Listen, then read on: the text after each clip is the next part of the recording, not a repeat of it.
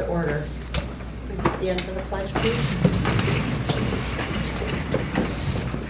I pledge allegiance to the flag of the United States of America and to the republic for which it stands, one nation, under God, indivisible, with liberty and justice for all.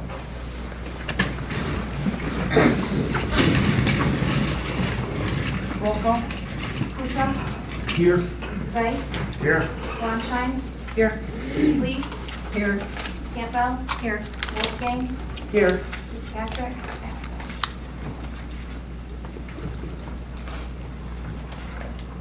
Brief public input. No brief public input. Approval of the agenda.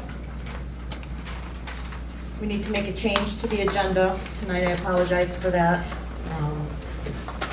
Mac McClellan is here. I'm going to add, Mac, we're going to discuss the Rennie School redevelopment amendment brownfield plan. And I'm going to add Mac. I'm going to stick Mac on right after Raymond, the audit presentation, and before the public hearing. Motion to approve the agenda as amended. Support. It's been moved and supported to approve the agenda as amended. All in favor? Aye. Opposed? Thanks. Declaration of conflict of interest. Any board member with any conflicts on the agenda tonight? Okay. Presentation and special report. Grand Traverse County Commissioner.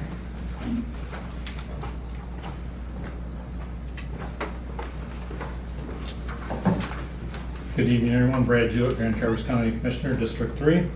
Not a whole lot to report, but this last week we did have somebody inquire on the purchase of the pavilions, and the pavilions is not for sale, and we even voted to state that it can't even be sold, even if we want to consider it until 2030. But so that's off the table.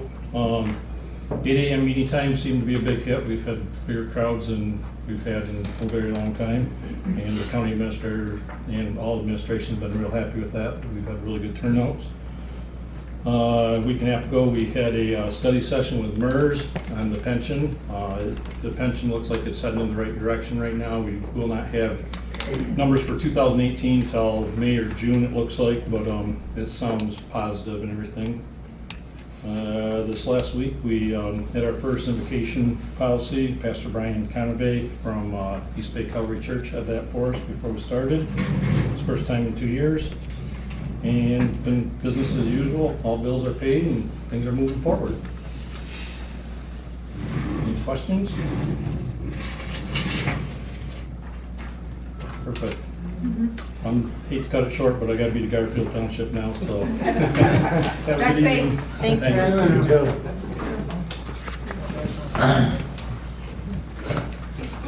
Community police officer.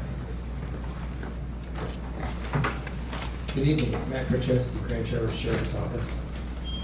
The Blair Township Community Police Report for January 2019. The township statistics are not in yet. We did a computer update of all our computer programs and it messed some stuff up, so they have to fix it. So, my statistics: arrests 2, citations 7, complaints 43, warrants obtained 2. On January 14th, actually in December, somebody had a dirt bike stolen out of their garage. Somebody broke into the garage on Norton Road. And on the 14th of January, someone came forward and helped me out and told me who did it and told me where it was. And so I was able to find it. The suspect put the wrong gas in it and cracked the engine. So it was all in parts. I gave it so not good. But the young man who did it, he was on parole and currently in our jail. So missing 10-year-old. On the 21st of January, there was I went to Silver Shores Trailer Park. They called me. The parents were gone because it was a snow day, and how old was she? 10. 10-year-old took her dog for a walk, and at 3, and they didn't call till like 4:30. Then they called me when the parents got home and realized she was gone. And then they told me sometimes she's been suicidal in the past. So we were a little worried. The low temperature, I think, was -6 that day, that night. So it might have been a little warmer, but that's pretty cold. And then she went out on the lake, so she was out there wandering around. So it took us a little while to find her. But big thanks I put in there to Matt Tallman, Dan Kreft, and Amy Wiggins. I called them, and they came out and helped me right away. And they trudged all over the lake following our tracks, and it was really cold. And they were cold too. But we found her eventually. She went all the way, crossed the lake twice, went almost all the way back to West Silver Lake Road, but didn't recognize anything. That went all the way across the lake, and then ended up going to somebody's house and just knocking on the door. And we found her, and her temperature was very low, so they took her to Munson, and the dog was fine too. But she was located, so that was great. I threw some statistics on the back here just for you guys to look at. Sorry about the copies. I took a picture with my phone. I don't know why, but they didn't turn out very well. But these on the column on your left is going to be like calls taken. And this is, you can see at the top, this is July through September of this year, so 3 months, that quarter. And I just highlighted all the CPOs, so you can kind of get an idea of the workload and everything, and then I'm over here at the end on the second page. So just to give you an idea of that, and you can see that. You can see the sergeants are pulling their weight up at the top. Any questions?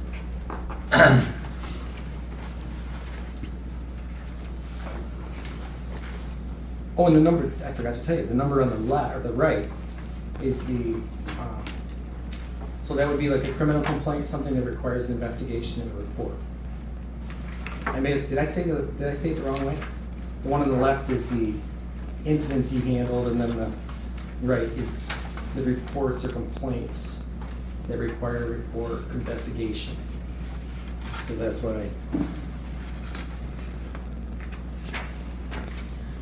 you see the difference there. That's a big difference In what? between the calls versus the complaints that need a report. Yes. But we handle a lot of stuff that's just like a civil thing where two people are fighting, we want to kick the person out of the house, and we don't do reports for something like that at Edgemont.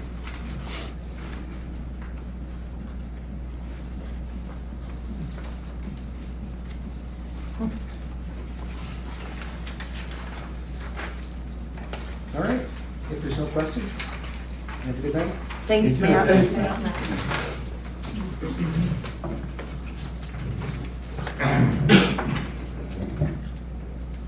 Emergency services, he's out on call. Grand Forks County Road.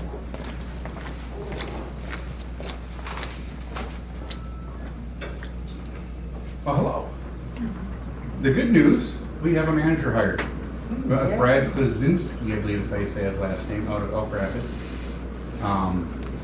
He starts on the 18th. And the 18th also happens to be when we're unveiling to the public, we're not, our consultant is, the East-West Mobility Corridor Study 1,000-foot overview of what might be done to alleviate some of the issues. Keep in mind, this is just a overview. This is what some of the options are. They haven't been really fleshed out. They haven't looked at costs. They haven't looked at the environmental aspects yet. They had to figure out some of the options first to start with, so they can then read some of the other things out. Some of them might not be viable because of the environment. It might just be too much of an impact to take care of in certain areas. Might be too costly. You gotta move too much dirt or whatever the case may be by land. So there's a lot of things to be looked at yet, but they're gonna unveil some of the options that we have to look at. And they're gonna continue looking at traffic modeling, costs, environmental assets or aspects, different other issues that are gonna come in. One of the things that is a concern for the road commission is, I'm gonna draw a blank on what it's called now. Access. Curb cuts. We don't wanna create a bypass of sorts and then have it turn into South Airport because every 100 yards, 50 yards, 25 yards, 10 yards, there's a curb cut per business. So access management is going to be key on this.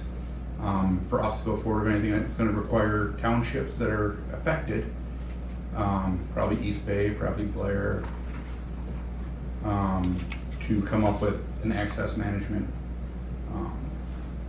portion of your, wow, it's a snow day. Snow month. Part of your ordinances. So hopefully we can all get together and come up with something that's continuous throughout the whole potential corridor that we have, so that there's the same thing from the start to the finish, so that there's no new congestion we add by trying to take care of another problem. So, And on that same note, the public open house is the 18th, it's next Monday, yep. being hosted at the East Middle School from 5 to 8 p.m. And it's going to be set up in a open house format where the group is rolling out, the consulting firm is rolling out all of the 5 options, ideas. And people can just go around and look at maps and look at designs, and they are looking for as much public input as they can possibly get on this. Correct. No decisions have been made. I mean, there's always the nothing option. We are Yeah, very, very so- far from making a decision. We are, like I said, we're at the 1,000-foot level right now, Right. looking down. Right. We've got probably another 6 months of filtering through more information and data that they've been collecting before they reveal, here's our strong, what we recommend you guys do. Some of them are real simple things, some of them are more complex. Some of them are probably gonna get thrown out when they do some of the studies on costs. And we had, I think, 15 we looked at first, said this is not gonna happen because of, stuff that the consultants didn't know. A lot of it was involving environmental and historical areas. We don't want to plow down a church that's been there since 1857 to put a road through. That would be bad. Questions? Try to stay headlights, snow law. Thanks, Randy. Big trim.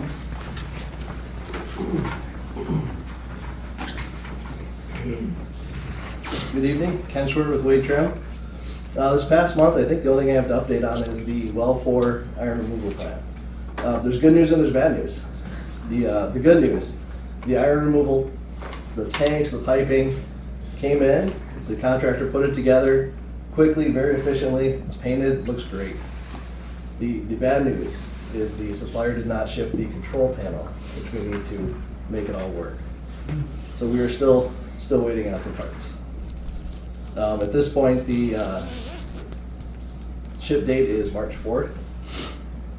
So we are in another holding pattern. So it's been frustrating to say the least on everybody's part. But like I said, the installation of the equipment that did arrive went very well. And the pay request you have is for that installation. And the change order as well is for the installation.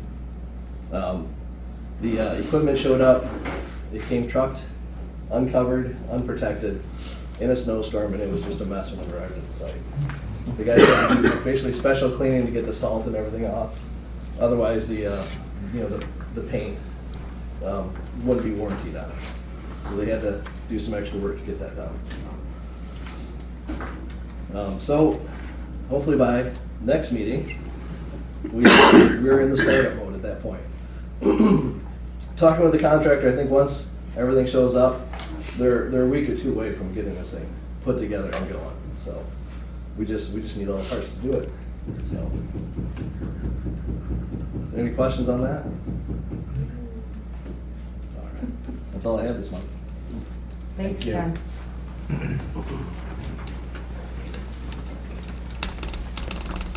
Treasurer's report. For the general fund, I have $2,930,504.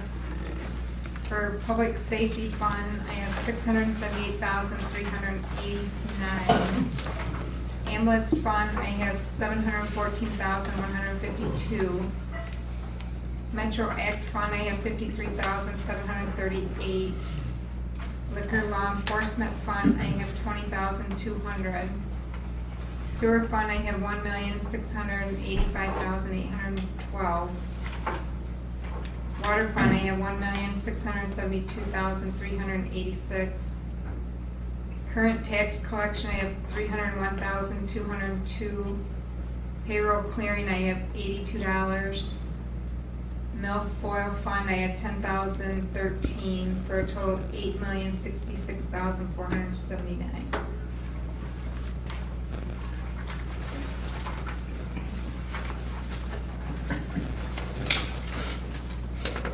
Any questions for Tracy?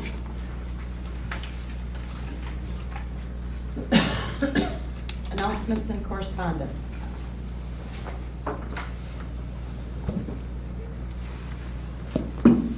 I've been forwarding just via email. Yeah. The correspondence comes in via email and Facebook. You guys anything else? Consent calendar. The purpose of the consent calendar is to expedite business by grouping non-controversial items together in one board motion without discussion. Any member of the board, staff, or the public may ask that any item on the consent calendar be removed from there and placed elsewhere on the agenda for full discussion. Such requests will be automatically respected. Does anybody wish to have anything pulled from the consent calendar?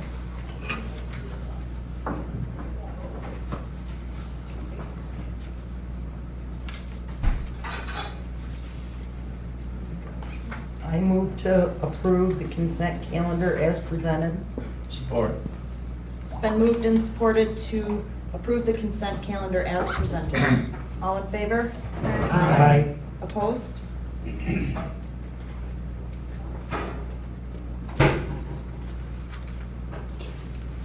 Item 10. Unfinished business. It's still unfinished. It still remains unfinished. I did have a brief window of opportunity to do a little internet search on truly what is a green burial. I was thinking initially that it was where you take the cremains and there's a little seedling inside the cremains and then you plant it in an area of the cemetery, and I think that's a great idea. I still think that's a cool idea.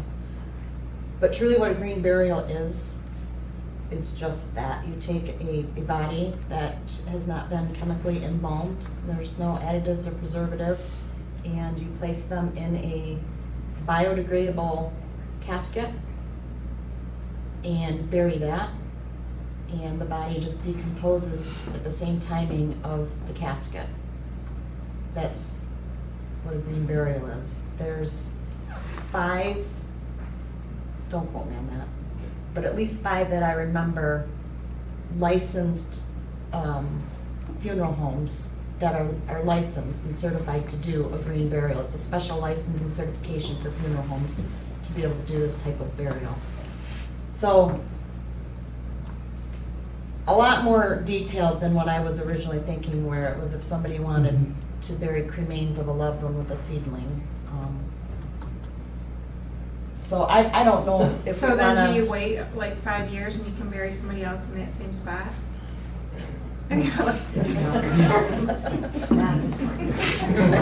Well, I mean, if it all decomposes, what's, Yeah, no, because they still would buy their burial plot. Yeah, so I don't think I would be selling it. I don't think the bones would disintegrate because they just found Right. Oh, 150-year-old that's true. bones at the Right, peninsula. yeah. so a green burial is more than just Yeah. planting cremains with a seedling. It's actually burying a body that will decompose and.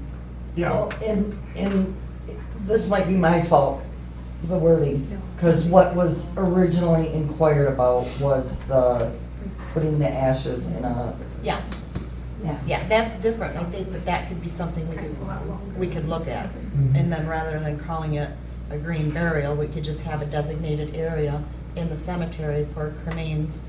And if somebody wanted to plant a seedling in honor of their loved one or a shrub or whatever, they had X amount of space. I still think that's a great idea. We need some more trees in our cemetery, especially this one right here, because it butts up to residential area, there's a fence, and it would be really nice to block Mhm. that area, so. I don't know, maybe we should just take this off the table for right now, and with spring coming, maybe sometime in the next few months. Yeah. Really, is it? Yeah. We can take a tour of the cemetery, you know, or whatever, but this has been on the agenda for 8 months now, and I'm tired of looking at it. And green burials is truly burying a body, and I don't think that's what was intended, so. And that's what was presented, you know. Yeah. So I guess I would make a motion to take this off the agenda. I'll support that. It's been moved and supported to remove the green burials and a possible amendment to the cemetery ordinance under unfinished business. All in favor? Aye. Opposed? Okay. Good.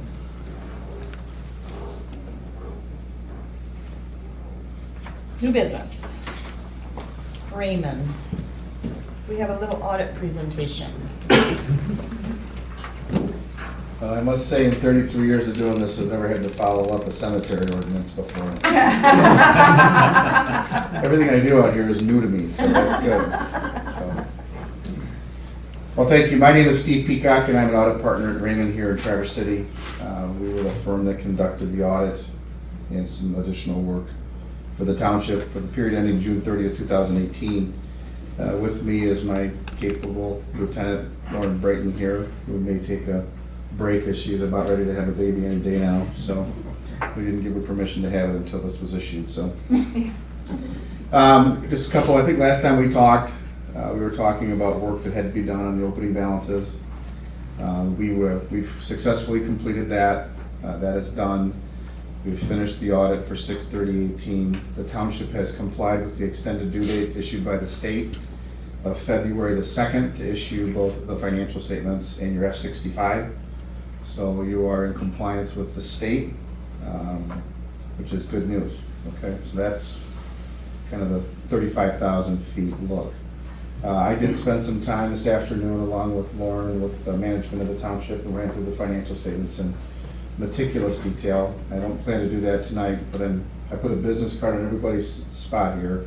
If there are questions about anything, by all means, reach out to us and we will be happy to answer any questions you may have. So let's talk kind of big picture here. When we chatted last time, we had some problems with the opening balances. We were able to get the work performed and completed on that. You'll see in footnote number 13, which we'll talk about here shortly, there were several prior period adjustments that were required to the financial statements that were issued for 6/30/17. By definition, a restatement like that is a material reportable matter to you guys. So when we get to this document here, we'll talk about what that means. So let's jump into page 1, Independent Auditor's Report. That's the first page letterhead that has Raymond on it. Essentially what this report is telling you that you engaged us to audit the financial statements for the township as of June 30, 2018. The financial statements in the second paragraph are the responsibility of management. These are not Raymond's financial statements, these belong to management. The next 3 paragraphs on page 1 talk about the auditor's responsibility with respect to these financial statements. If you look at the very last sentence at the bottom of the page, we believe that the audit evidence we have obtained is sufficient and appropriate to provide a basis for our audit opinions. Top of page 2, this is the opinion. In our opinion, the financial statements referred to above present fairly in all material respects the respective financial position of the governmental activities, the business type activities, each major fund, and the aggregate remaining fund information of Blair Township as of June 30, 2018, and the respective changes in financial position and where applicable cash flows thereof, and the budgetary comparison for the general fund and special revenue funds for the year then ended in accordance with accounting principles generally accepted in the U.S. That's a long-winded way of saying this is a clean opinion. They're actually technically called unmodified opinions. So this is the gold standard in terms of financial statement reporting. So you've got a big star for that. The next paragraph refers the reader to the series of prior period adjustments that were required to get on the books, and we'll talk about that here shortly. Under required supplementary information on pages 6 through, I don't have page numbers in the bottom line, and the management's discussion and analysis. That document is required under governmental accounting standards. And if you look at that paragraph on page 2, the second one from the bottom, the very last sentence says, "We did not express an opinion or provide any assurance on that information because the limited procedures do not provide us with sufficient evidence to express an opinion on that document." That refers only to the management's discussion and analysis. That document is read by us to make sure it's consistent with the financial statements, but we don't audit the management's discussion and analysis. Under other information, our audit was performed, performing opinions on the financial statements that collectively comprise the township's basic financial statements. The combining and individual fund financial statements and schedules listed on the table of content are presented for additional purposes and analysis. On to page 3, you look at the very last paragraph. In our opinion, the combining and individual fund financial statements and schedules are fairly stated in all material respects in relation to the basic statements taken as a whole. So the schedules that follow after the footnotes, those are subject to the audit procedures we perform, and there's a clean opinion issued on those as well. All right, a couple brief highlights here. Let's get to page 19. Governments nowadays are required to present 2 balance sheets and 2 income statements. And page 19 is balance sheet number 1. Think of that as a full accrual balance sheet. Governmental activities are going to be all the activities of the government. Business type activities are going to be water and sewer. Okay, so total columns on the far right. Total assets of the entire township, $21,764,000. Liabilities, about 2/3 of the way down, $6,483,000. That's principally the bonded debt. And then net position of $15,354,000. That's a very healthy balance sheet for the township. So that's another big start for the Blair Township folks. So good, healthy balance sheet there. On to page 20 and 21. This is income statement number 1. And you'll see these look a little different. If you're used to seeing commercial income statements, these look a little different. They start with expenses and they go across the top with charges for services, operating grants and contributions, etc. Get to the total net expense revenue column on page 20, the $1,809,000. Those numbers carry over to the top of page 21. So it shows a net expense of $1,809,899. Then you go and apply general reserves such as revenues, such as property taxes, grants and contributions, unrestricted investment earnings, etc. For a total of $2,012,000. When you add that to the net expense, your overall net position, third line from the bottom, far right hand side, $202,560. That would be akin to net income. So that is what the township increased its net position for the year. So that's another gold star. Okay. All right, moving through the document. Again, we've gone through this in good detail with management. I'm not going to bore you with a lot of details. The budget schedules that appear on page 30, 31, and 32. There were no expenditures in excess of the budget, which is another gold star. If there is even $1 of money expended over and above the budget, we have to report that to the state. So you didn't have any of those. That's good news. Pages 33, 34, 36, and 37 relate to the activities for your water and sewer funds. So those were also talked about earlier in the financial statement we ran down earlier, so I'm not going to necessarily go into a lot of detail here in close. Let's go back to page 40. This begins the footnotes to the financial statements.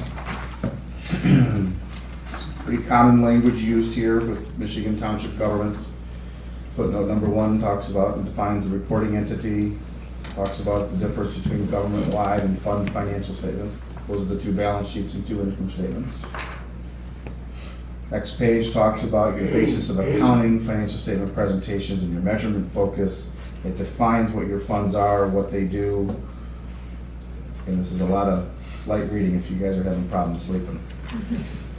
Page 42, about halfway down, now we kind of start going into accounting policies as it relates to balance sheet captions, so deposits and investments. Halfway down, you see those are your accounting policies that are used for deposits and investments. The next page, your accounting policies for receivables, interfund receivables and payables, prepaid items, capital assets, round out that particular page. Moving to the next one, you've got deferred outflows of resources, compensated absences, long-term obligations, fund equity. Again, these are accounting policies.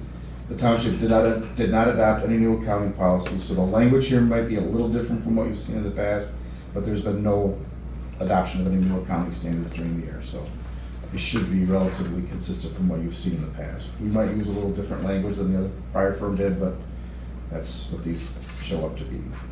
Page 45, concluding and rounding out footnote number 1 talks about estimates. Every financial statement has a certain amount of estimates embedded in it, so this tells the reader that is present in these financials. Okay, working through the footnotes, footnote number 2, this is your budgetary policies and so forth that are described in footnote number 2. Now we get into the meats and bones of the meats and potatoes of the numbers here on page 45. Footnote number 3, these are where you're going to see the numbers. So on the financial statements, you got $7,544,000 in total cash. On to the next page, you will see where that cash is located. Demand deposits and checking and savings accounts, certificates of deposits, investments, and then cash on hand. So that's kind of the narrative of what the cash is comprised of. We talk a little bit about custodial credit risk for both deposits and investments, credit risk and concentration of credit risks, and I really don't see any of those risks impacting the township as we speak tonight. Page 47 is a description of your receivables. Footnote 5 is a reconciliation of your capital assets year over year. 47 is the governmental activities. The top of page 48 is going to be your business type activities. And again, business type activities, just think in your mind water and sewer. And at the bottom of 48 is the distribution of depreciation expense in the general ledger. Page 49, accounts payable and accrued liabilities and the interfund receivables and payables are detailed out there. 50 are your long-term obligations, primarily your bonded debt. Look at the bottom of page 50, the table there shows your principal and interest that's due for the next year, next 5 years, 1 year at a time, to 2023, and then 24 to 28 and 29 to 33 are all smashed together for increments until the bonds mature in 2033.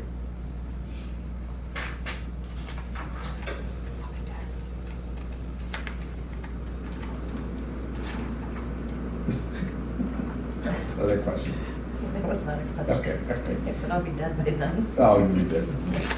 Okay, 51 at the top is your long-term liabilities. This is a table that's similar to your fixed assets. Starts with your opening balance and the additions to debt. You'll see your bond issuance there at $4,010,000 was issued during the fiscal year.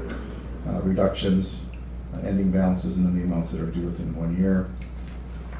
Risk management is footnote number 9. Talks about a variety of risks that the township faces. Property tax policy in footnote 10. Your defined contribution is plan is in footnote number 11. Footnote 12 at the top talks about a bigger distribution of your fund balance and where it all resides. It's all in total on the facing financial statements. This is all your details. So you've got non-spendable portions, you've got public safety restrictions, you've got right-of-way improvements, you've got liquor inspections, so forth. So those are all detailed here. Footnote 13, we'll talk about that just for a minute. You're better to look at the next page where the table is in 53, I think that is. Yep, 53. So when we went in and did the opening balance procedures, you'll see that column 2017 audited financial statements. Those were the statements that were issued by the prior audit firm. Going through and doing the opening balance work, which was a lot of blood, sweat, and tears from these three lovely ladies and this lovely lady over here to get that information pulled together for information that's almost 18 months old. So my hats go off to everybody on this one for that. So the overall impact here, if you're looking, you could look at the restatement column, your fund balance, and go to the first line that's double underscored. So at the end of 2017, The prior firm reported $5,824,000 of total net position.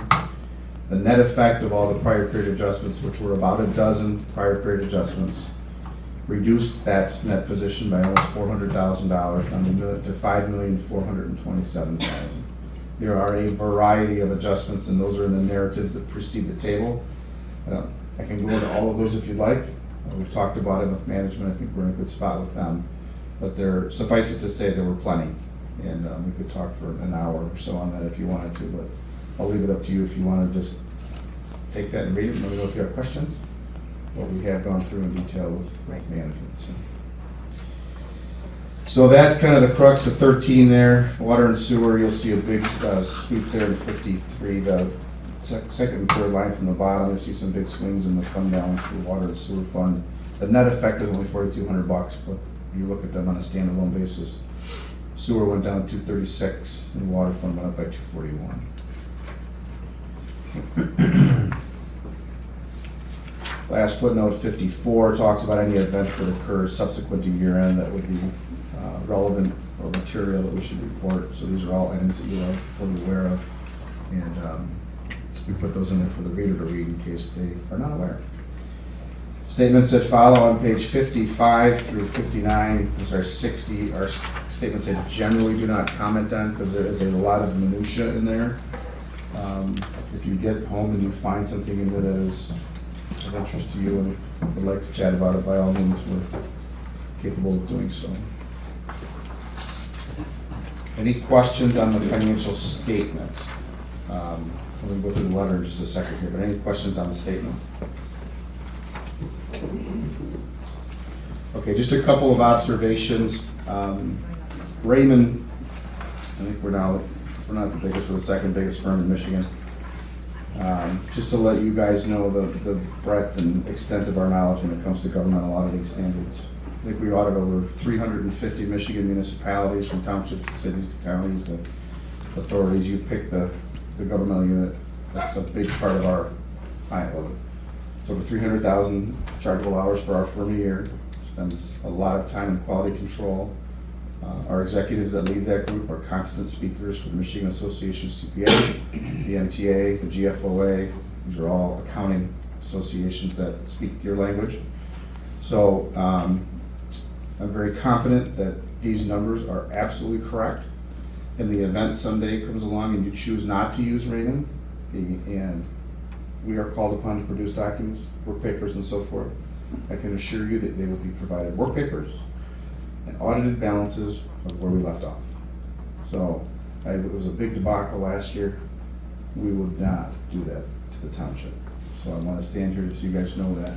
Because someday you're not going to hire us. I understand how business works. And we will stand next to your audit firm and be players well in the stand. So.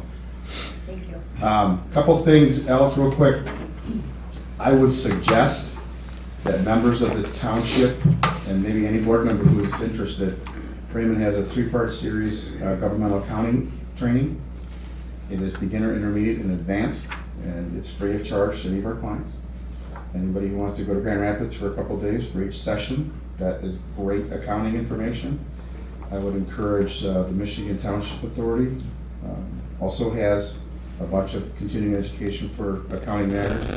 I would encourage board members and management alike to participate in that as you see fit. Because the accounting standards are getting harder. What you have to know to do that job is getting more difficult, and I would certainly take advantage of those opportunities if you have the time. And I can get that information to Nicole with what it is that we have. Okay, our final discussion point is this. This is a independent auditor's correspondence with those charged with governance, which is you guys. A lot of long document here, we'll just paraphrase it here. In the first page, we talked about our responsibility in relation to the financial statement audit. We issued an engagement letter on October 25th that said we were going to do A, B, and C. We had to add a little bit to that, as you guys very well know, so we had to add some additional procedures. Page 2, plan, scope, and timing of the audit. Planning matters in the office concluded October 3rd. We were the township was given an extension by the state to file by February the 2nd because of the matters we've already discussed, so that has been met. We have to report that to you there on page 2. We comply with all ethic requirements regarding independence under qualitative aspects of the township's significant accounting policies. We've already talked about those. There are significant estimates about halfway down on page 2. The 3 bullet points there, those are your 3 biggest and most sensitive estimates that are in the financial statements. Estimated useful lives, depreciable capital assets, accrued compensated absences, and allowance for uncollectible balances. Those are estimates. We evaluate all the key factors that are being used by management, and we get comfortable with those numbers before we sign the opinion.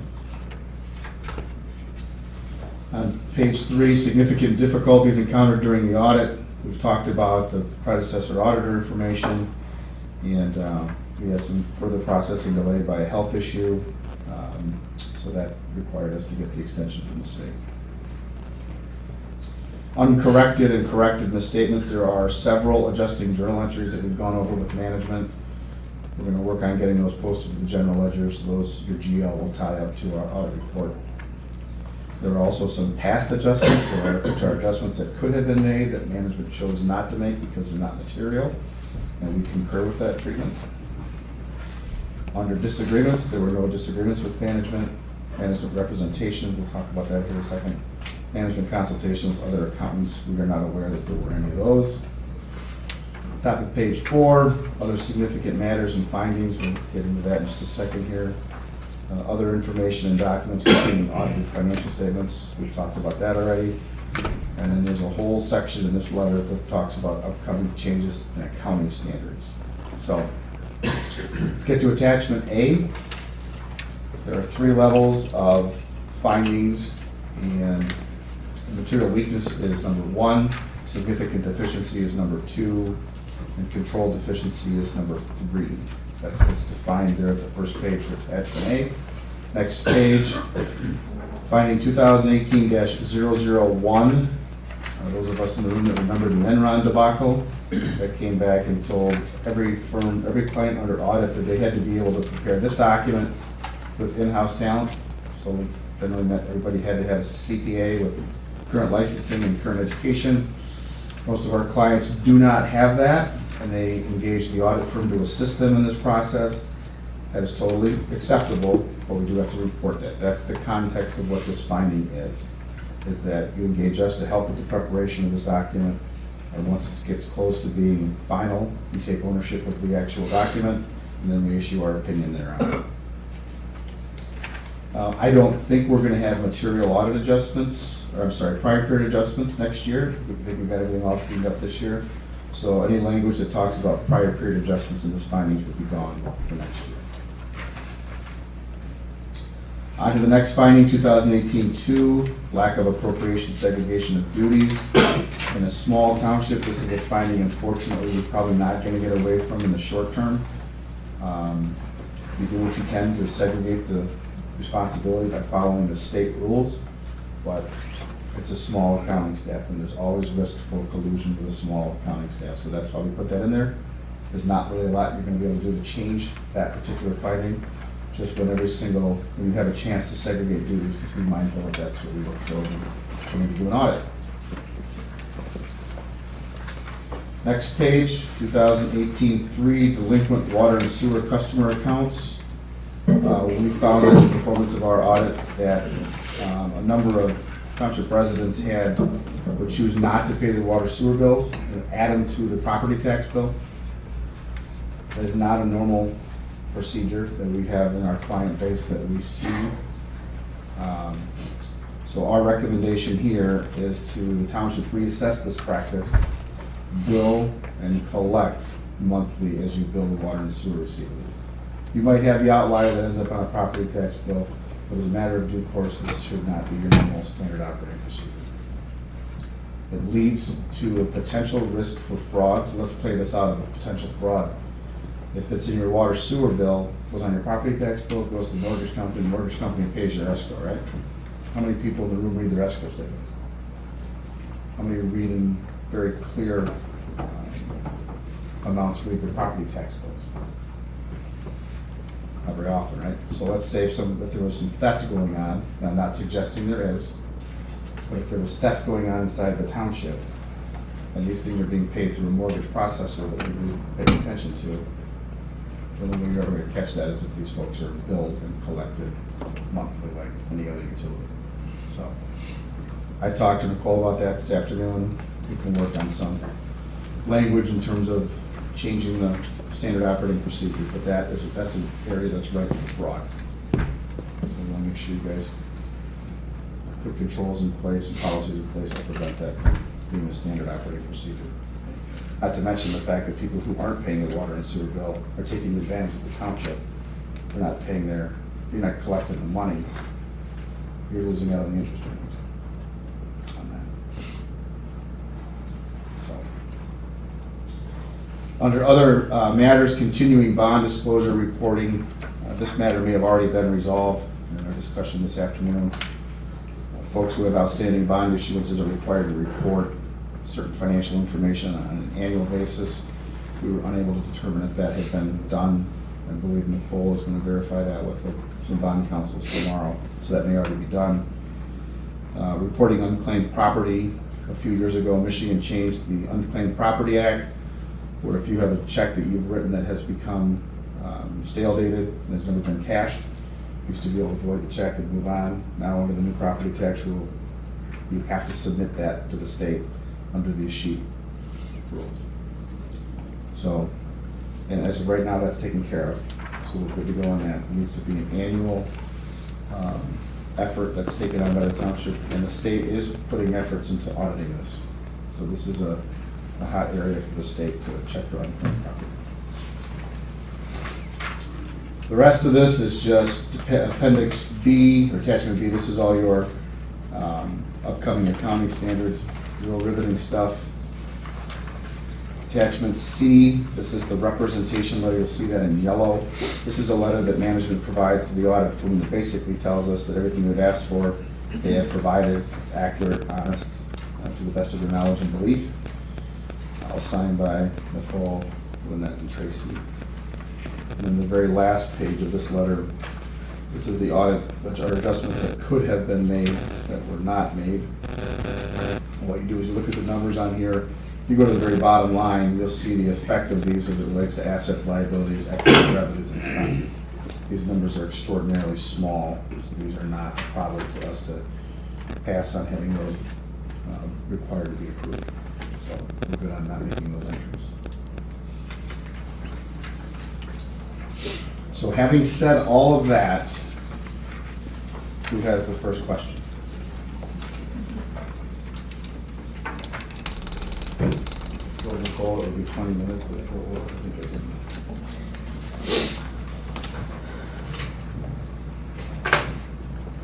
You know, on the water and that, they are charged a penalty. And then they are charged a rollover penalty if we put it on the taxes. Right. So I get what you're saying with the fraud net, and I agree. And that I just, as the interest payment, I think we make a little bit more money By letting it roll. by letting it roll. Well, and that's not the biggest part of that finding. The biggest part of Right. that is the susceptibility to fraud. Right, yeah, and I get that.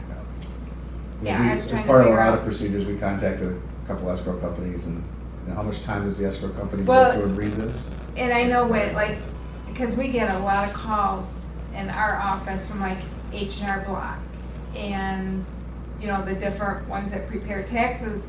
And when I give them to them, because when you prepare your taxes and you take the credit for your property tax, you might take $1,200.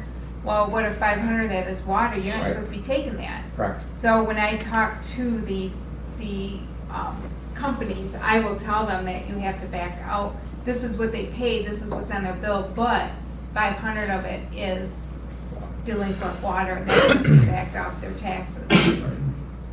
Yep. There's all sorts of messiness that, you know, you might make a little bit on the spiff of the 5% penalty and the rollover. But from our chair, and this was discussed at nauseum in our firm, about the potential for the risk for fraud. And this is something we're communicating. If you choose to do nothing about it, that's fine. But we believe this is an area that's ripe for fraud.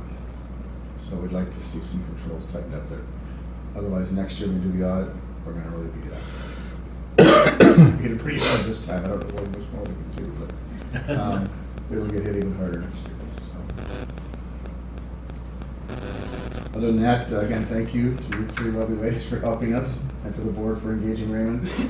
This is behind us. I think the toughest stuff is behind us now. So for 6/30/19, it should be way smoother. That's a word. Much more smooth. Way smooth. Way smoother. Smooth is a word. Sweet singing. And again, if you have any questions, feel free to shoot me an email or give me a call, and I provided you my business card. Well, thank you Thank guys you. for Thank taking you. the time. Sorry, Mac. It Took a lot feels of a your lot time. better. I was gonna say, in 33 years of doing this, I've never followed a humorous auditor either. Oh, come on, man, we might have had a laugh or two together. All right. Thank you. Thanks, guys. Thanks, you guys. Thank you. Thank you. Thank you. Mac McClellan. They said we should probably have a motion to accept the yeah. audit.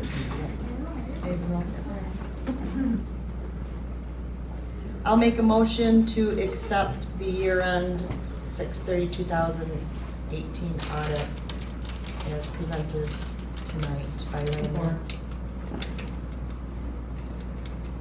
Any discussion? It's been moved and supported to accept the year-end 6/30/2018 audit as presented by Raymond tonight. Roll call. Swaits, Yes. Sunshine, Yes. Please, Yes. Campbell. Yes. Wolfgang, Yes. Butcher. Yes. Now, Matt. I'll see, that was meant to be a compliment, I don't know if you took it. I'm Mac McClellan with Otwell Mobby, representing the Grand Traverse County Land Bank Authority and the School Road Development Project. I had a 2-hour presentation, but Nicole nixed it. The information is included on your desk if you want it, but I'll try and provide a brief summary of where we've been and where we're at now. Back in July, a brownfield plan was proposed for the Rennie School Road redevelopment, with 3 parcels there. That was done in a little bit of a hurry because the purchase of the middle parcel was contingent upon having a brownfield plan completed. As the work went on a little bit more, when the development came on, there were a number of requirements that were included that ended up increasing the infrastructure costs, from MDOT requiring a deceleration lane on the north side of US 31, to the Road Commission requiring 3-lane roads all the way from Rennie School Road to Stadium Road as well, and also meeting some of the township requirements that were necessary for water and sewer there. We came back together as a group October 7th, I believe it was, all in a room to kind of talk about that situation and what was there. And wonderfully, in terms of the increased costs, there was real concern if all of those increased infrastructure costs are going to be put on the developers, they couldn't move forward with their development. So wonderfully, the Road Commission stepped up and said, we'll take care of the Rennie School Road improvement costs, and 50% of the Stadium Drive costs. The developers would pay 25%. Is that right? 50%. 50% from the developers, 25% from the Road Commission, and 25% from Blair. We came back the next day, I think it was, and discussed that with you back in October. So we had worked through a revised brownfield plan, amended brownfield plan.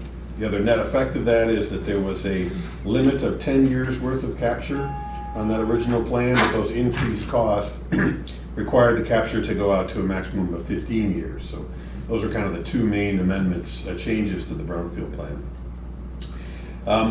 The Brownfield Authority combined its meetings for November, December, so December 5th, we had a brownfield plan all prepared and ready to go. And as I was driving in, I realized we're doing some work for other land bank authorities, and realized that there was an option, I can go into it if you like, but for us to have the land bank authority use its eligible tax reverted property specific tax, that is 50% of the eligible taxes in the property captured for 5 years or assessed for 5 years, which meant that we could increase state dollars that would come into the project by about $490,000 or so by just doing that one technique. Originally, we were going to ask the Land Bank Authority to forego that specific tax so we could address all of those dollars to brownfield reimbursement.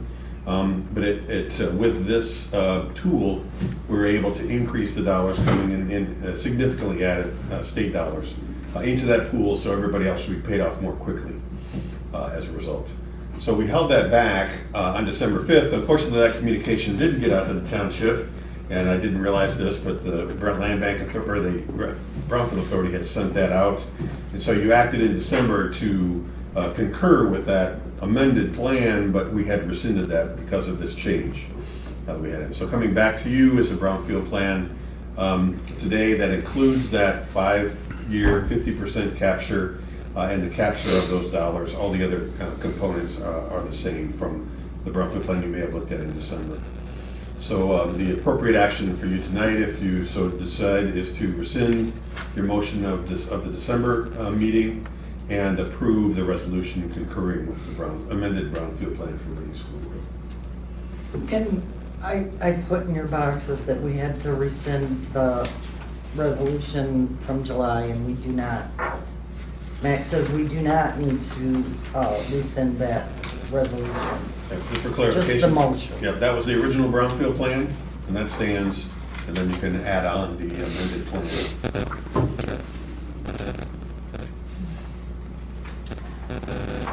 Well, I guess first, I move to rescind the motion made December 11th, 2018, approving the December 2018 amended brownfield plan for Rennie School Road property redevelopment. Support. It's been moved and supported to rescind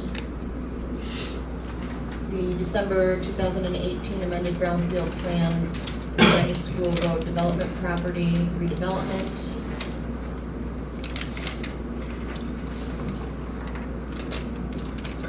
And approve, is that what, that's the No. motion? This was just to rescind Okay. this motion. Any discussion?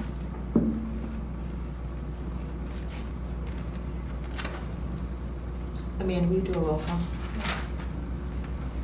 Flawnshine, Yes. Please, Yes. Campbell, Yes. Wolfgang, Yes. Wright, Yeah. Just helping you out.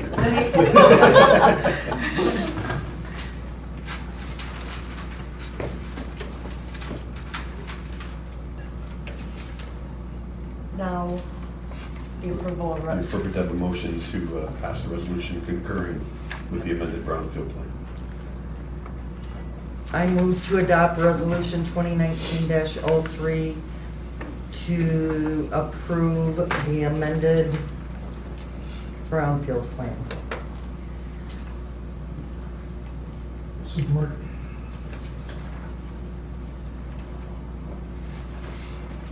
It's been moved and supported to approve resolution 2019-03 in concurrence with the amended brownfield plan.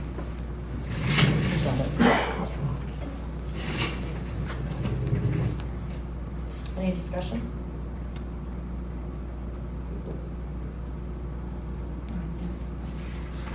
Please, Yes. Campbell, Yes. Wolfgang, Yes. Kuchar, Yes. Zeit, Yes. Flawnshine, Yes.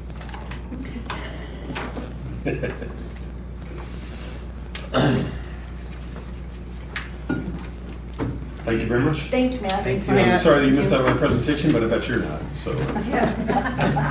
Thanks.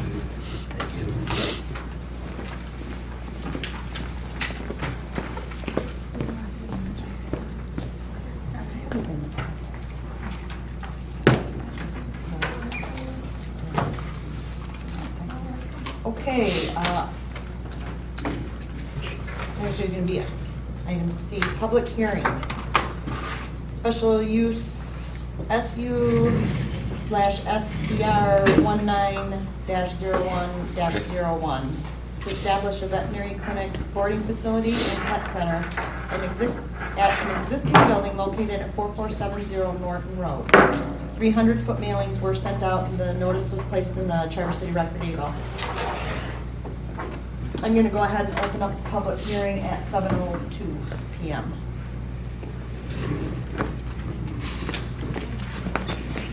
Do we need a motion to open? No.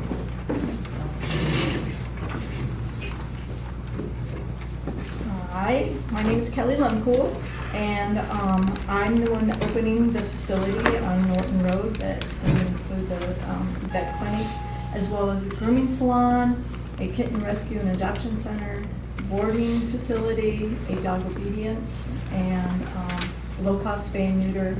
And the veterinary clinic also will be on Tuesdays and Thursdays, helping Blair Township community members with half-price exams on their healthy pets. So this is a gift for just healthy pets. So if they need to come in for vaccines and things like that, they'll get a half off on their office exams.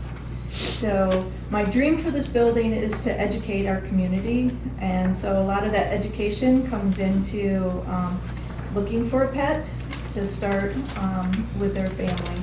And some of that includes whether they live in an apartment complex or have 20 acres, or whether a dog or a cat is the best appropriate pet for them. Hopefully that we can start educating our clients as to what to choose, so that if they live in a subdivision and their dog's barking 24/7, obviously that's not a good fit for them. So we want to help educate them, and whether that means bringing them into our facility and doing some dog obedience with them, or whether sometimes that means relinquishing their pet to another family that can help with that. We would work with them together to help provide that assistance as well as all of the aspects of the care that's needed for each pet, whether it's vaccines, combo tests, heartworm tests, medications, flea and tick, all of those kind of things will help them choose the appropriate products for their pet. We have a wonderful, well-rounded team that's going to be working with us there. All of these folks have clientele already, so we're just bringing it into one location. So Dr. Craig Brakeman is going to be the DVM for us, and he runs Cherry Capital Mobile Unit right now. Was the prior owner to Banfield until they went corporate. And when they went corporate, he was bought out by them and then chose to start the mobile unit. So he will still be doing a mobile unit out of our facility. So he'll be doing 3 days in our facility and 2 half-days out on the road. And then we'll be doing Saturdays as well in the building. So our hours of operation will be from 8 a.m. until 7 p.m. at the latest. And there will be, the veterinary portion will be running during the day, the dog appointments will be running during the evenings. The mission statement that I came up with for our center is to provide the highest quality of care and compassion for your furry family members, providing our services by having extraordinary individuals who promise to care for your pet as if it were their own. We strive to always exceed your expectations and provide you with the power of knowledge and pet education while servicing our community. So in the last 10 years, a lot of the families that newlyweds and things like that are choosing to have pets instead of children. So our main goal is to just make sure that we are supporting all of those people in our community. You guys have any questions? No? Okay. I do have a couple people that may want to just give their opinions on the building coming in. Let's see if you want to talk.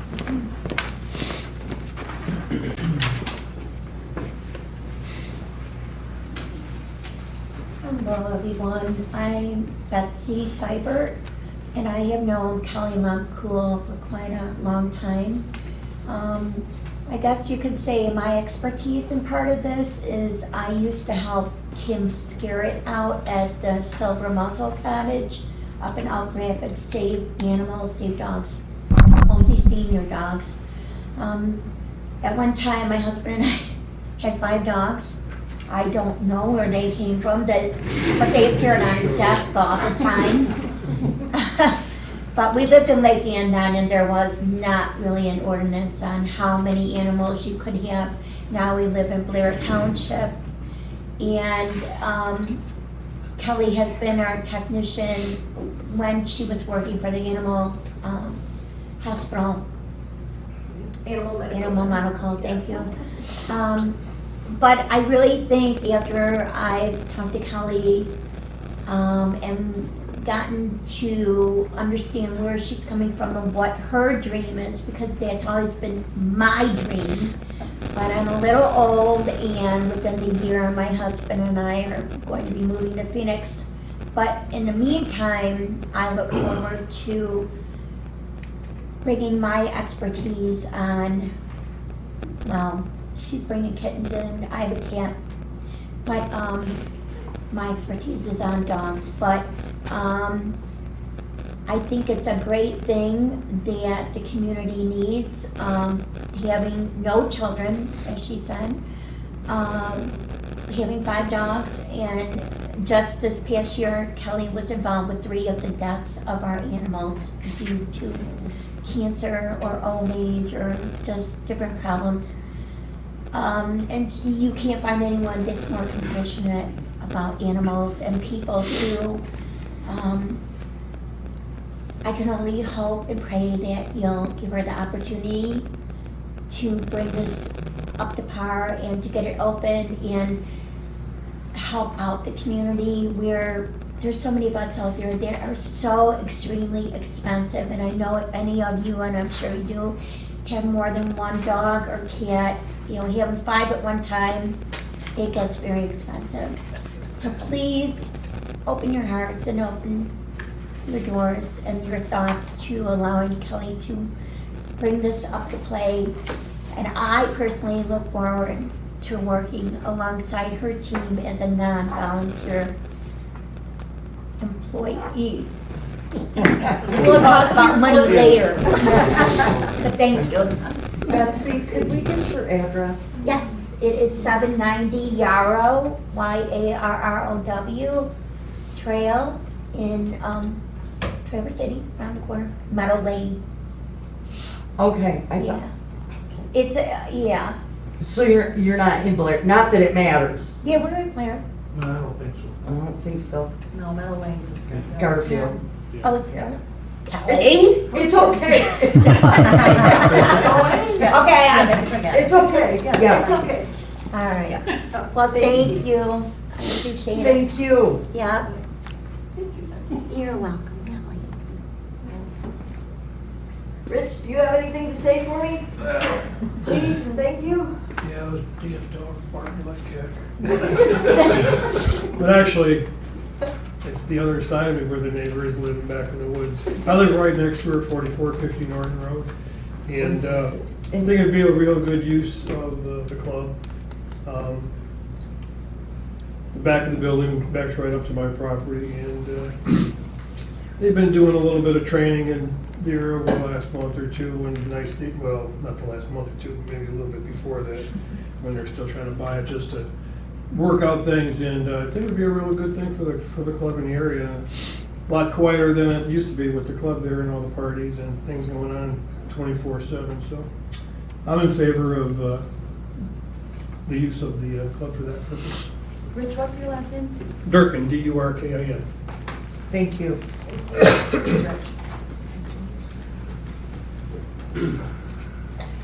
Any other input? Hi, my name is Josh Newhomsky. I live on 4535 Norton Road.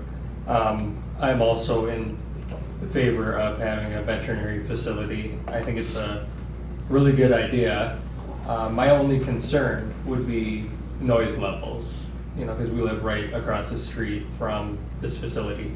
But like I said, having a veterinary facility, having this kind of care for animals and stuff like that, we have, we have a dog, we have a cat, so having that right across the road is very beneficial, I think, for everybody. Like I said, my only concern would be just, if it was a boarding facility, what kind of noise would that cause? Because, my wife moved up here from Grand Rapids to kind of get away from, all the noise and commotion, so that would be my only concern. So. May I address that? Do I have to Yes, go up there? yeah. Okay. You don't have to come up there. Well, I just want to address that. Yeah. I'm only going to have 5 Okay. kennels. I want this to be something that's going to be warm in our community. Yeah. I want everyone to say, "Hey, go to that place down the road. It's really well cared for." And so the dogs barking, things like that. I've told Rich, please just call me if that Okay. happens. Sure. But it's not likely going to happen because the dogs are only going to be allowed out at specific times. They will be watched when they go out. It'll just be out to go potty. I mean, we may take them for walks out back and things like that. But as far as their outdoor kennel time, it's not going to be an extravagant. And they're only going to be 5 kennels because I want to be able to manage myself. And I don't want to be able to become overwhelming to anyone in our community. I want this to be totally a very family-oriented, wonderful community project. All right, thank you. Any other?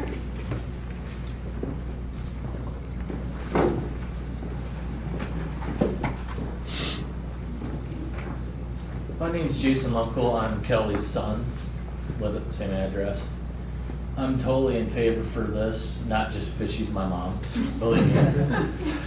But to have something like this in our community where it gives back and it helps the community. I'm a snowmobile and a hunter safety instructor.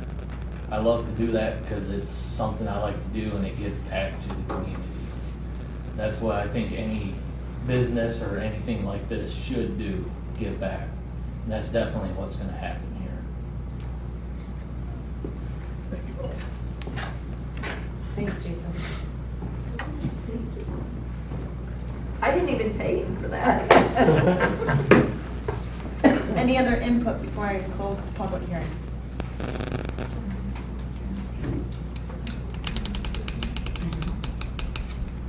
Okay, hearing none, let's go ahead and close the public hearing at 7:15.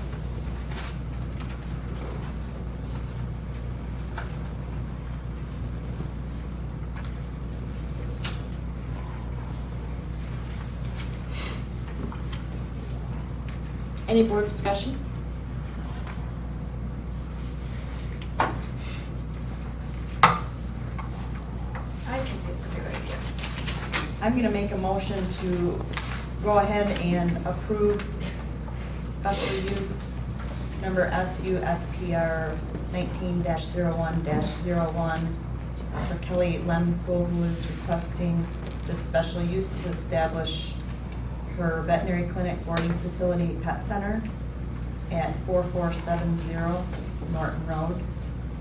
This has also been through the Planning Commission and approved in the recommendation for approval via our Planning Commission. I'll support it. It's been moved and supported to support and approve special use case SUSPR 1901-01 for Kelly Lemkool, special use site plan to establish her veterinary clinic, boarding facility, and pet center at 4470 Norton Road. Any further discussion? Can I ask a question? Yeah. Oh, I may have just answered.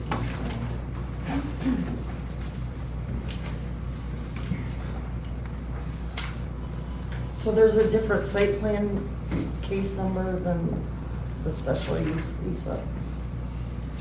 I don't know, I'm looking at the minutes from the meeting. Okay. Okay. I wish I didn't be. Well, there is in the minutes. Perfect. I want to say I think this is probably one of the coolest uses of this facility on Norton Road. It used to be wedding reception, and that was great, and family reunions, but it is an area, and it got wild and crazy. I've been to many wedding receptions there myself. And I also know the importance of the need for veterinary care for animals, and I know how expensive it is. You can't just take your pet in to an office any longer without them doing all of this blood work, mandating all of these vaccines, and I mean, it's a couple $100 just to have your pet. And the fact that you are willing to open up your dream business in this township, you're a lifelong resident, your whole family of Blair Township, and to offer resident discounts is truly, that's an example of giving back, Kelly. Thank you, I appreciate that.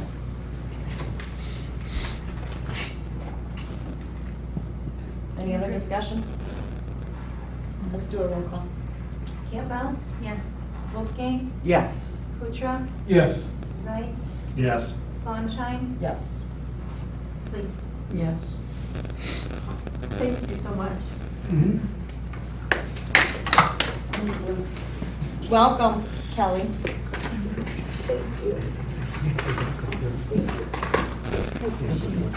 All right, come across the street.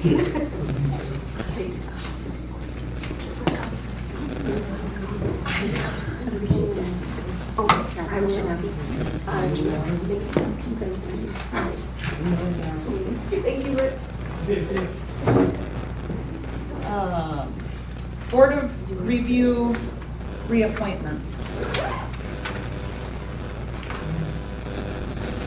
They're in our packet. Everybody is, there's no new board members. These are just reappointments of our existing group. I would move to reappoint Joanne Tuck, Karen Cascadden, Deborah Christensen to the Board of Review, terms expiring December of 2020, and Felicia Randall as an alternate. It's been moved and supported to reappoint to the Board of Review for a term of 2 years, Joanne Tuck, Karen Cascadden, Deborah Christensen, and Felicia Randall as an alternate. All terms would expire in December of 2020.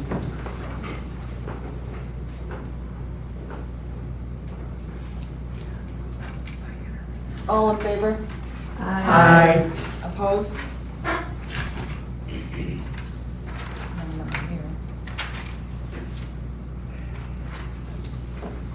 RCI change order.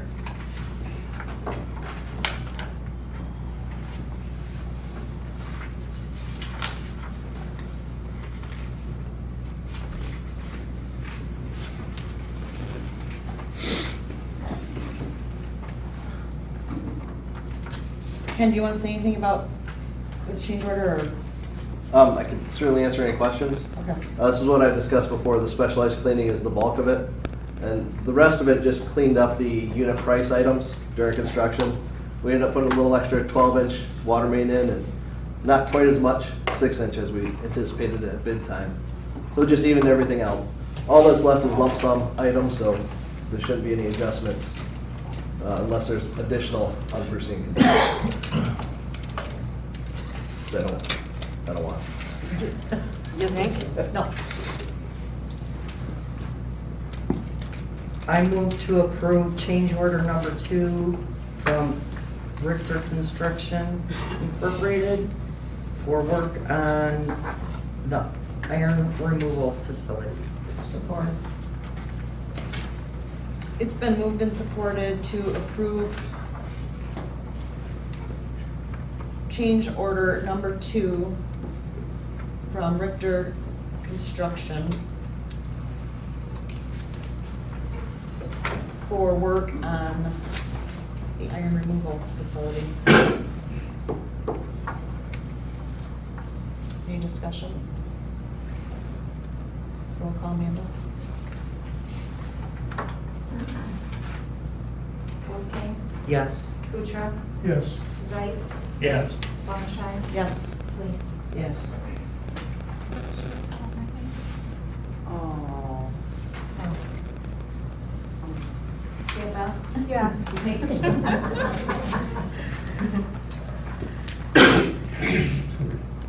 RCI payment certificate number 6.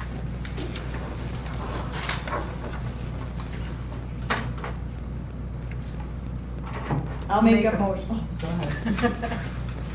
I'll make a motion to approve payment number 6 to RCI in the amount of $108,384.02. Support.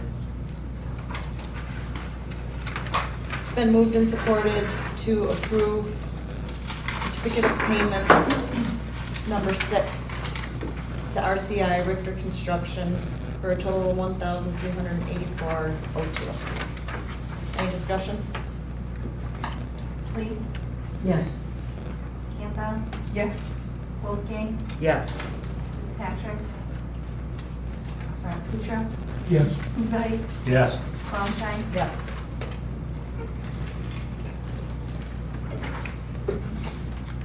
KMS fire budget amendments.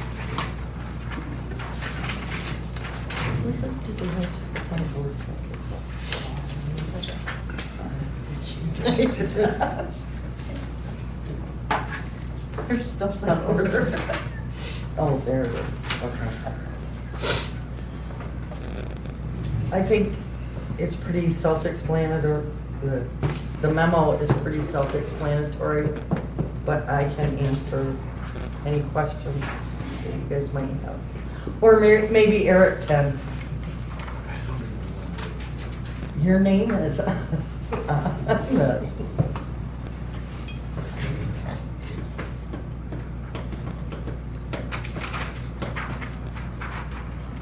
I move to amend the budget by increasing the EMS donations revenue line item by $5,288.95 and increasing the EMS special purchases expenditure line item by $5,288.95 and also increasing the fire donations revenue line item by $4,311.05 and increasing the fire special purchases expenditure line item by $4,311.05.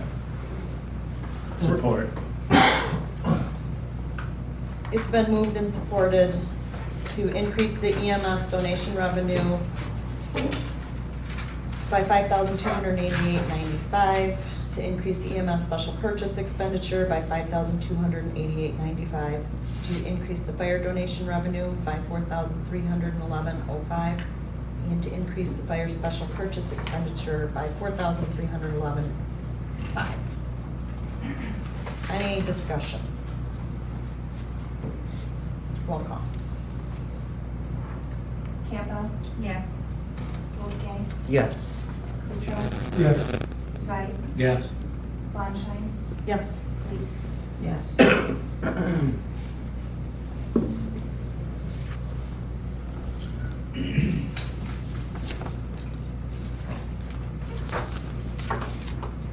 Union employees cable TV bill.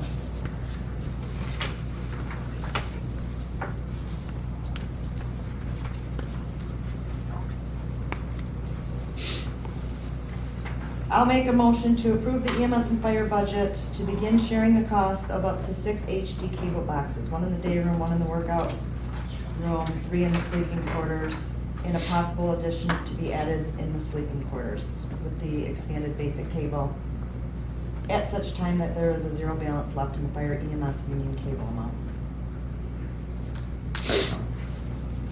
What did I say? Amount. Account. Same thing. What do you mean support. by share? Fire and EMS Fire are both EMS paid split for. up. Oh, okay. EMS and fire budget to begin. I was reading it differently. How were you Was reading it, there Trace? support? I supported. Okay, now discussion. I'm good. I was just reading that this was all one and we were sharing with somebody, but I didn't know who we were sharing with. But I get it half and half. Okay. 3 hours of meetings before this meeting, so. Wolfgang, Yes. Kuchar, Yes. Zeitz, Yes. Flanstein, Yes. Please, Yes. Campbell, Yes.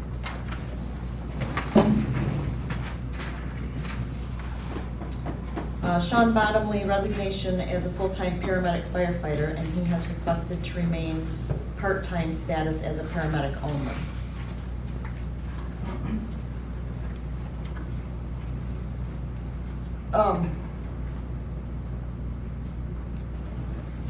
I'm just gonna say it. He was a full-time employee for 8 years? 8 years, 9 years, as a paramedic firefighter. He turned in his resignation, along with the note saying he wants to stay on part-time, but he no longer wants to be a firefighter. He's grown a beard, and he's picking up shifts. But he's not a firefighter. We have a shortage of firefighters. So, I personally am gonna say no, my feeling with him, because he can't fight fire. And we have another full-time person who's not a firefighter. And we have another full-time person who's a brand-new firefighter. So there's too many people he can't work with, and I would rather leave those shifts open for the paramedic firefighters who are dual role, rather than having Sean fill them up as just a paramedic. What is the need there? I'm sorry? What is your need? Once we fulfill the schedule, the need for part-time staff is going to be drastically reduced. It'd be handy, on one hand, to have them available, but on the other hand, she has a valid point. So,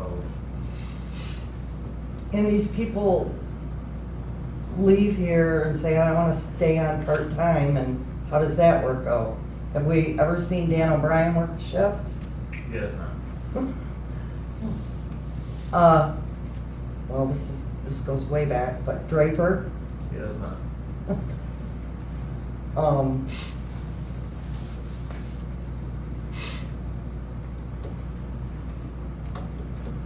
I could name a whole bunch more. Okay, go for it. It doesn't matter, they're not part of it. This is about this issue, and about the value. As we try to grow and we're in negotiations, we discussed the availability of the paramedics and the department we are taking to all paramedic firefighters so to have somebody not wanting to do the fire after he has been for 10 years and go to part-time status.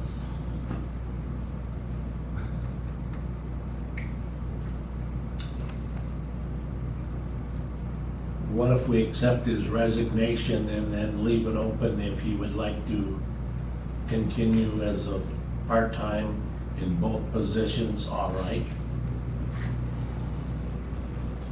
He's already put it in writing, he's done it here. He's grown a full but beard. That's probably subject to change, and beards can be shaved. I think when I'm you not have shaving somebody in mine. this career who comes forward and says, I no longer want to fight fire, Okay. they're saying that for a reason. Yeah, One, I- either it's a lack of administration officers that he currently has, or two, he's aged out. Yeah. He doesn't feel strong enough. I mean, it's Yeah. a chosen career, it's a specialty, and if you Yeah. put it in writing that you don't want to do it anymore, Okay. I remember when I put it in writing that I didn't want to do it anymore. And like I said, it's not answering your phone. It's risking your own life for, Oh, yeah.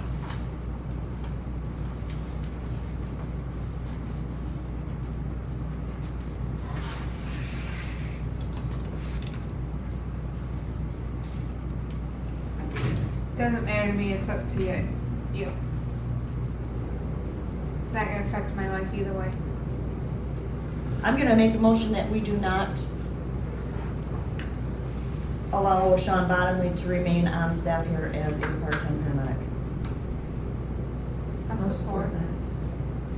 It's been moved and supported to not have Sean Bottomley remain as a part-time paramedic with Blair Township. Do a roll call, Amanda.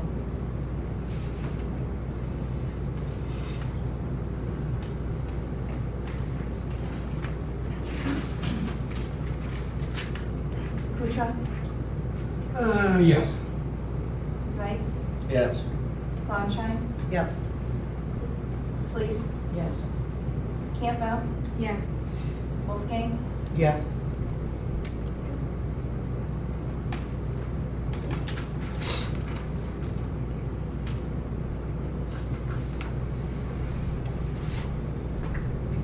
Discussion and decision on recreational marijuana establishments located in Blair Township. Allow or opt out. Again, this is recreational marijuana. There's two, I feel like we've beat this topic up. I mean, we've had multiple presentations. We've gone to multiple MTA trainings and classes. We're constantly forwarding back and forth to each other these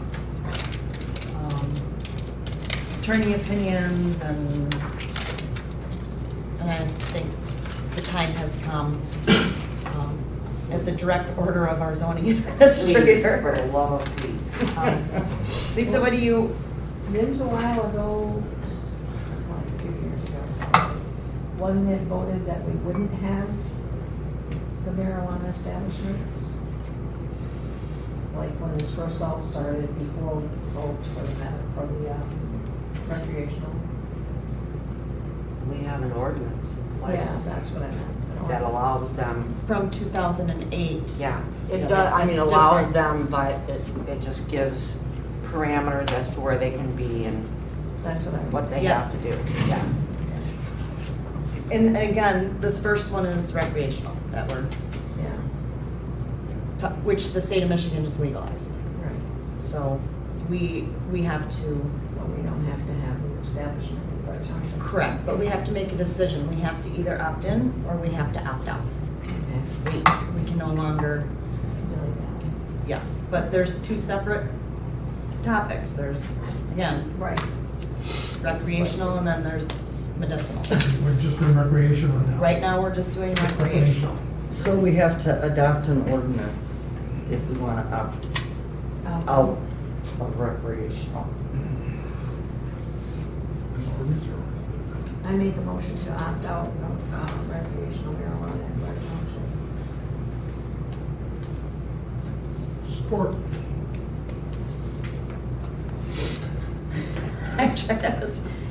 It's, I think we have to have an ordinance. No, resolution. I believe if you're gonna opt in, you have to have an ordinance and send it to the It state. says, a township can choose to prohibit any or all types of recreational marijuana establishments by adopting an ordinance. And then it That's what you've says, got right there, right? huh?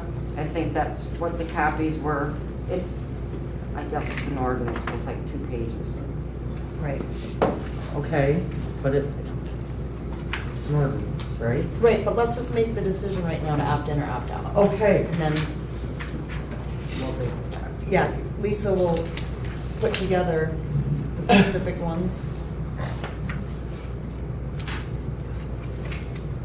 Is there any discussion? Lisa, do you want to say anything? My recommendation would be to opt out at this time because it would be too much to try to put together an ordinance of where we're gonna want it, where we're gonna allow, what we're gonna allow. That's an awful lot to take a bite out of all of a sudden and kind of let the bugs work themselves out on other townships. rather than in our township. Kind of like a software program. Let them work out the bugs first before you buy it. I mean, it's taken us quite a long time to get a master plan in place. I can't imagine how long the ordinance would take. I agree. Yeah, especially this recreational. Because they still don't have all the state laws set up with it or. Not yet.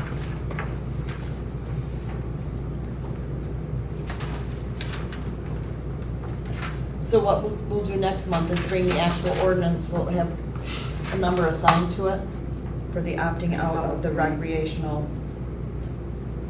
prohibition of recreational marijuana establishment ordinance. They're like 2 or 3 pages.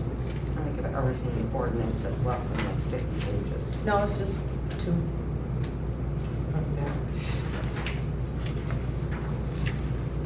And we'll have to do a public hearing for that. Prohibition of recreational marijuana establishments ordinance. Let's do a roll call vote. We will be adopting an ordinance. Please, Yes. Campbell, Yes. Wolfgang, I guess I don't understand what we're voting on. To We're opt in gonna or create opt a- out That of we are- recreational. Yeah, we are opting out of recreational establishments. in Well, the that's township. what we're doing when we adopt the ordinance. You know, you're gonna have a public hearing and stuff to adopt an ordinance, put it in the paper. I know, that's why I'm saying I don't understand why we're voting on it now. When this comes to the board and we have our public hearing, Because it's then been we'll before vote the on it. board 75 times, Right. and we haven't come to that point yet. So we can't just Right, jump so in we're- and adopt an ordinance, put it in the paper, pay for the public hearings to table it. Right now, we're opting out of recreational marijuana establishments in Blair Township. And then we'll do the ordinance. And bring it forth an ordinance Correct. for adoption. Okay. Yes. Kuchar, Yes. Zeitz, Yes. Bonshine, Yes.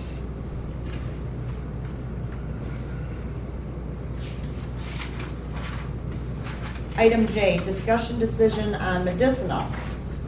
Again, this one's for the medicinal marijuana establishments. Are we going to opt in with limits, or opt out?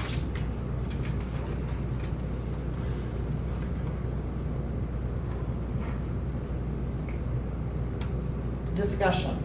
Right now, you have Green Lake, the city, and Acme Township Unlimited.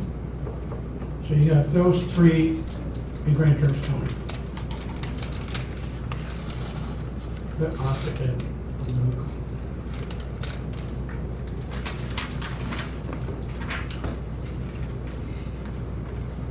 Green Lake and Acme, you said?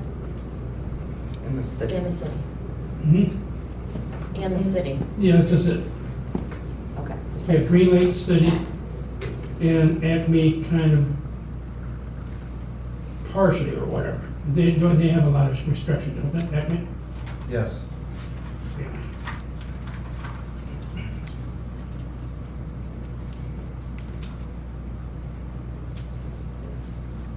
Just so that people can get it if they need it. So what does that mean? I don't know, I'm just rambling, okay? I will be somebody not in a couple weeks, okay?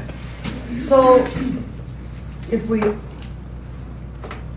allow them with limits, or whatever, if we allow them, is it still gonna be only in that area that this ordinance addressed years ago? Lisa? Unless we were to adopt a different one, and that's exactly what I was speaking to with recreational. To try to wrap our brains around and put it all into an ordinance in any kind of timely fashion right now is counting raindrops. It's not gonna happen. I'll make a motion, we opt out. Opt out of what? medical marijuana? I mean, we can always opt in at a later date. It doesn't mean you can't, you have to stay out. You can always decide to opt in at a later date when we can, like, maybe get to the master plan and the zoning ordinance first. Fire removal filter up and running. A lot of other things happen. We have a motion. I'll support his motion. We have a motion to opt out of medicinal marijuana establishments at this point. Discussion.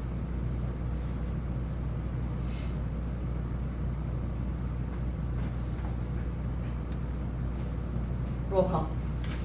Campbell, Yes.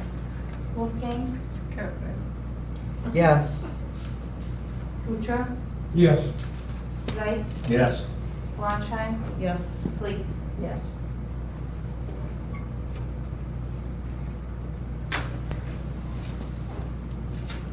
Job description for Administrator of Zoning and Public Works.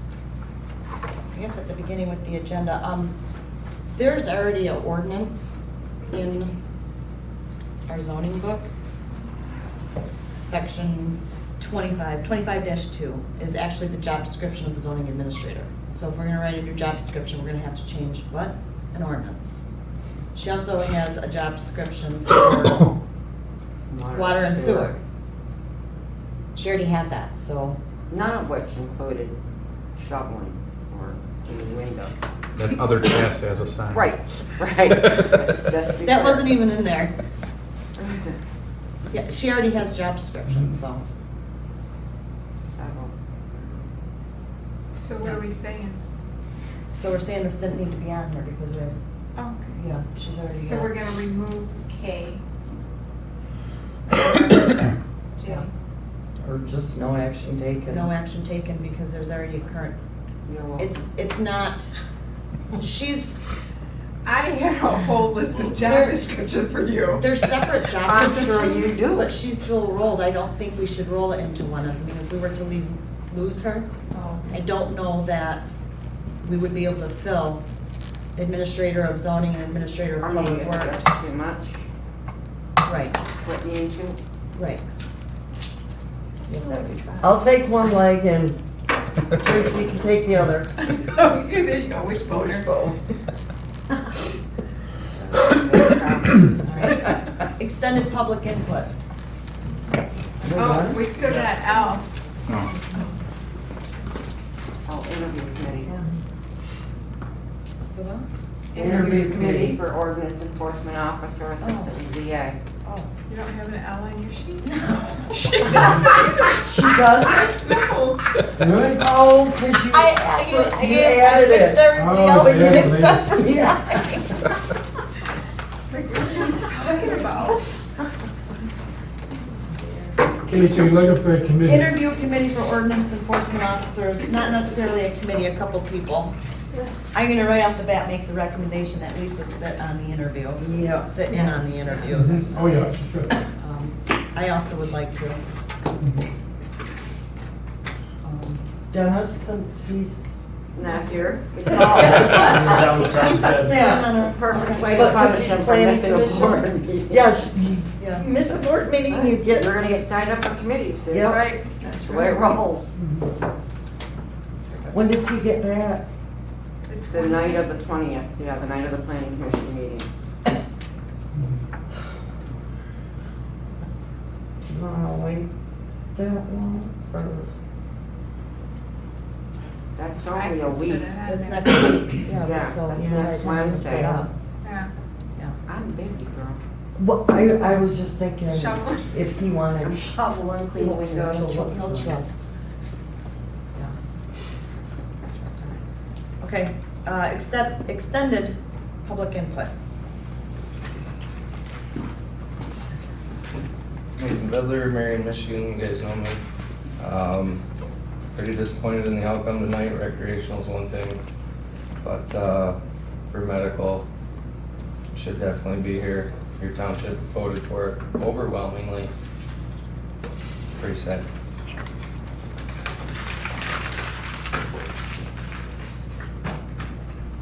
Any other public input? Our I don't have town- anything. our township didn't vote for medical. I know, and all of our correspondence from residents has been no, so. Well, you guys made a tough decision, but probably the right one, because the state hasn't figured out anything yet. So to opt in, and then the state comes out with the rules, and then you go, oh God, I don't want to be involved with this, it's harder to opt out. I've already told the residents, okay, we do that. I hope you guys keep an open mind on medicinal when you have the ability to get a good ordinance together. Some of the townships in the area have just thrown it together because they wanted to appease some groups. And that's not the way to do it. I like how you guys are doing business. I appreciate that as a neighboring community. Keep in mind though that with the original medicinal marijuana, the caregivers can still operate in your community secretly, and there's nothing new to stop it. So as long as they're not opening a storefront, doing a provisioning center, they can still sell the medicine to your residents from their house. I think it's 5 or 6. So it's still available to the people in the community who need it. Yeah. Also, as your camera person, I will not be here next month. I'm going to be downstate with the road commission. I have somebody who's supposed to be filming in for me. I will be showing them how to do it. And so Rob should be down here to take your meetings for you. But if you're surprised when you don't see me, that's why I'm actually filling my other hat I wear here. So is the check still gonna go to you? Yes. Okay. I am I like- subcontracting that out, I so like it's it. easy for you. That's all I got. Thank you. Thanks, Andy. Thanks, Andy.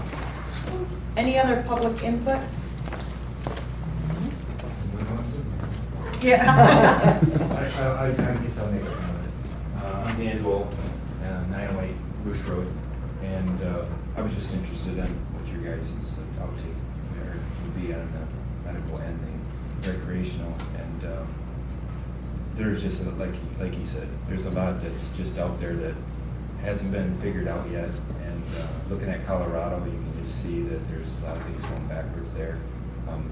Some of the things that have been happening more recent there is you've got the establishments that have been approved wanting the law enforcement now to get rid of the black market, which is like, okay, I mean, that existed before, so that's still existing today. But I had sent an email in, and I think most of you probably read it, I would hope, where I kind of made the point that, you know, as officials of the township, you're first and foremost, that underlying that for everybody is the safety and well-being and betterment of the society, and it'd be hard to say that right now that would be the case with any of that.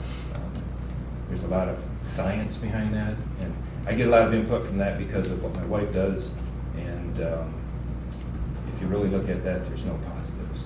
But, and I don't know why they don't. So it's a prescription type medical. It's probably because of the federal law that it's pushed it that way. It's illegal federally. One other thing, and just a side note, that when you guys started talking about the cable TV, just something, I don't know if anybody's, do you guys use Spectrum? Okay. If you do the boxes, they've got a new thing called Spectrum Choice, and all you'd have to have is a Roku unit and one router, and you don't have to pay for the other boxes. So I just thought I'd mention that. just Good in to case. know. Yeah, and actually, are using it, and we're very pleased with it, and it's saved us. In your case, if you did multiple boxes, you'd save, quite a bit. Yeah, put one of your young tech guys on. It's hard to find it. It's how Spectrum is. It's hard to Dan, find the information. I would like to say to you, I appreciate you taking the time to email. Yes. And You I sent it responded. out. Thank you very much.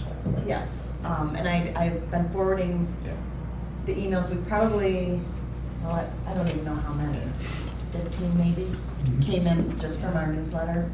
And I personally responded to every single person because I really appreciate it. It made my decision for the medicinal part of it a lot easier tonight. Because I'm actually, to hear from residents, Right.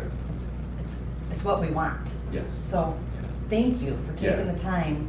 I hope you got the information from the newsletter to let us know. Yeah, that's where I read it, yes. Perfect. Yes. And my brother's on Garfield Township, so I got their intake from it too. see what they did, and you know my brother, unfortunately, right?